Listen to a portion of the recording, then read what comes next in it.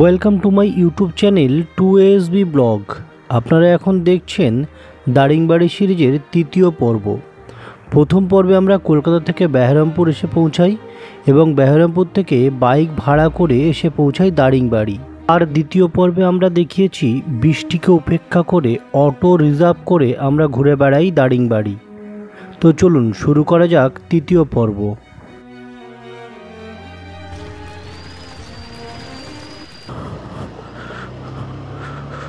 তো সুপ্রভাত বন্ধুরা, তৃতীয় দিনে দারিংবাড়ি, অর্থাৎ আজ আমাদের শেষ দিন। তো দুদিন তো বৃষ্টির মধ্যে আমাদের পুরো যাত্রাই বানচাল হয়ে গেছে, কিন্তু আজকে সকাল থেকে ওয়েদারটা ভালোই দেখাচ্ছে। তো বেরিয়ে পড়লাম আজকের সফরে, আর দেখবো আজকে যেসব জায়গাগুলো ঘুরবো সেগুলো আপনাদের সামনে তুলে ধরবো।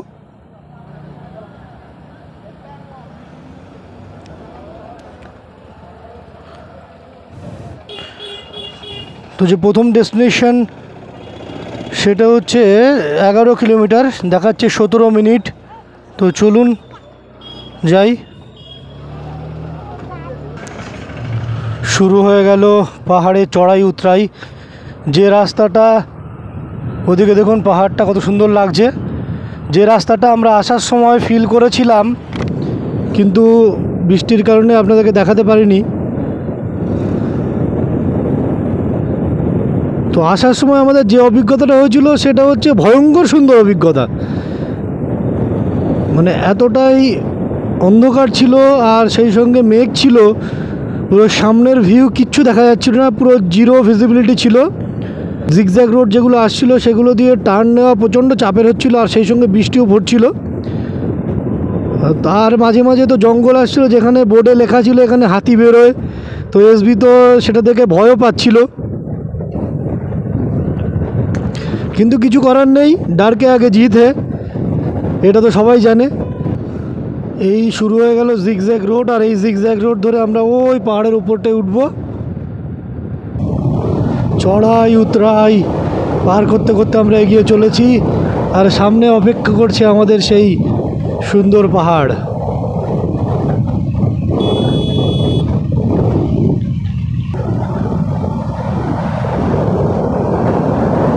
Just heaven, just haven.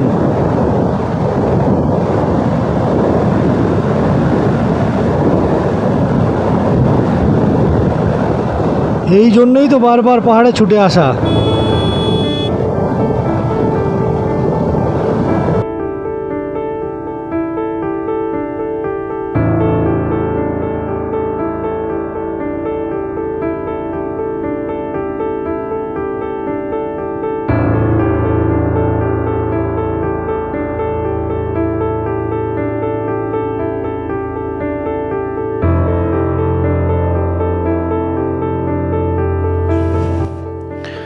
তো আমরা এসে পৌঁছালাম প্যাংলা ভ্যালি ভিউ পয়েন্টে।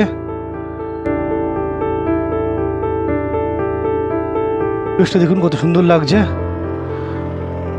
তো চলুন একবার আসিয়ান আর এলিয়ানকে উড়ানো যাক।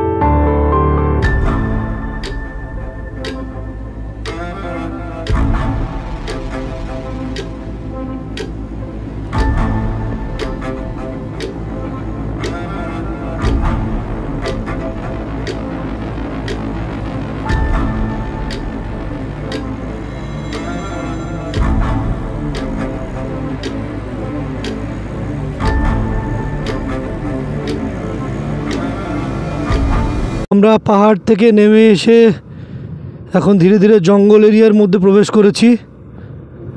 জঙ্গলের মধ্যে দিয়ে আমরা যাচ্ছি। আসার সময় একটা জায়গায় দেখছিলাম জঙ্গলের পাশে লেখা ছিল যে এখানে হাতি দেখা বেরোয়। তো জানি না এটা সেই জঙ্গলটা কি না, কিন্তু জঙ্গলের মধ্যে দিয়ে এখন আমরা যাচ্ছি। আর জঙ্গলের মধ্যে দিয়ে যাওয়ার তো ভিউটাই আলাদা হয়। সবাই কাঠ কেটে মাথায় করে নিয়ে যাচ্ছে, গ্রামের মহিলারা জঙ্গলের কাঠ সংগ্রহ করছে।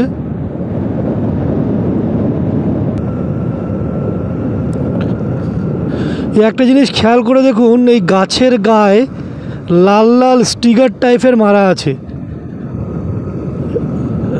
এই যে লাল লাল স্টিকার দেখুন, ওই দূরে লাল লাল স্টিকার টাইপের মারা আছে। অ্যাকচুয়ালি এইগুলো রাত্রেবেলা আমাদের আসার সময় কিন্তু প্রচণ্ড হেল্প হয়েছে। দিনের বেলা এইগুলো দেখে বোঝা যাবে না যে এর আসল বিশেষত্ব কী, কিন্তু এই যে লাল আর হলুদ স্টিকার মারা, এবং এগুলো লাইটের আলো জল জল করে। তো এইগুলো রাত্রেবেলা রাইড যারা করে তাদের জন্য, তারা বোঝে এর বিশেষত্ব কী। আমরা খুব উপকার পেয়েছি এইগুলোয়। একটা লম্বা জার্নির পর আমরা এসে পৌঁছালাম হারাভাঙি ড্যামে। এই হচ্ছে হারাভাঙি ড্যাম। এখান থেকে দারুণ একটা ভিউ আসছে। এখানে টাওয়ার করা আছে এখান থেকে দেখার জন্যে। তো আমরা টাওয়ারে উঠবো না, আমরা এখান থেকে একটু চারিদিকের যে সুন্দর ভিউ সেটা আপনাদেরকে দেখাচ্ছি। এদিকে হচ্ছে পাহাড়ের খাদ, আর এইদিকে হচ্ছে ড্যাম।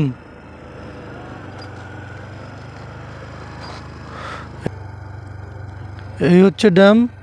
একটা বোটও আছে সামনে, ছোট্ট বোটিংয়ের ব্যবস্থা আছে মনে হয়। দারুণ লাগছে এখান থেকে ভিউ। আর এইদিকে হচ্ছে খাদ। দারুণ দারুণ পরিবেশ।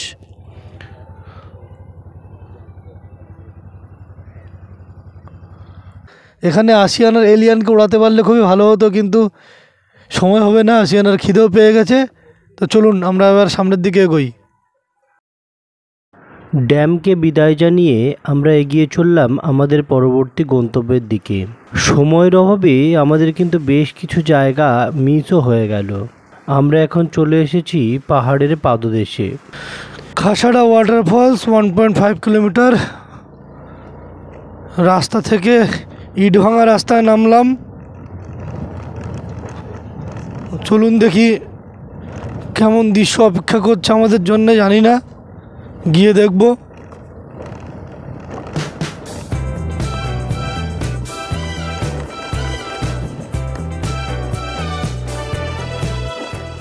বাবা, এই রাস্তায় 1.5 কিলোমিটার যাওয়া মানে তো চাপের। আরে আরে রাস্তায় কাদা। আরে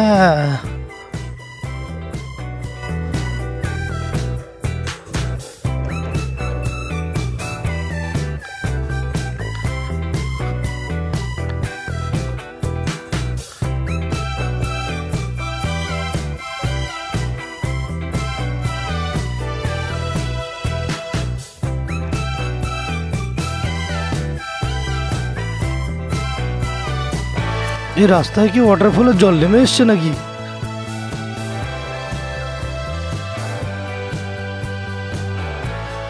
ও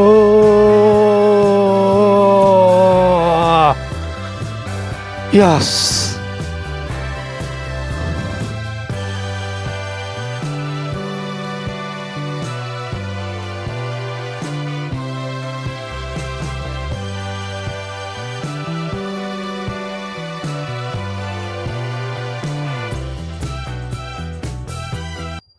कितना भैया? 10।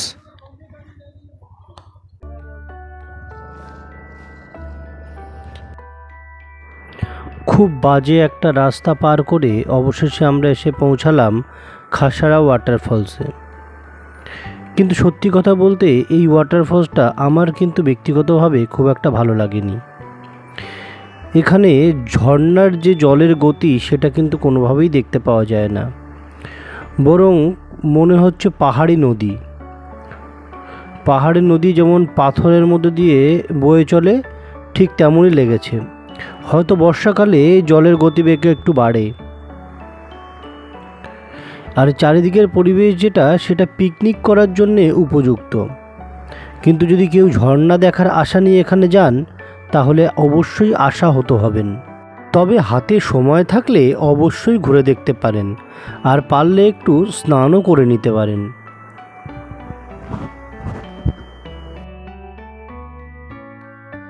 এই খাসাড়া ওয়াটারফল থেকে বেরিয়ে কিছু দূর এগোতেই শীতের পড়ন্ত বিকেলকে পার করে দ্রুত নেমে আসলো অন্ধকার। আমরা এসে পৌঁছালাম আমাদের শেষ গন্তব্য তপ্তপানি হট স্প্রিং ওয়াটার দেখতে। সন্ধ্যাবেলা মন্দিরের পরিবেশে এক অনাবিল শান্তি বিরাজ করছিল।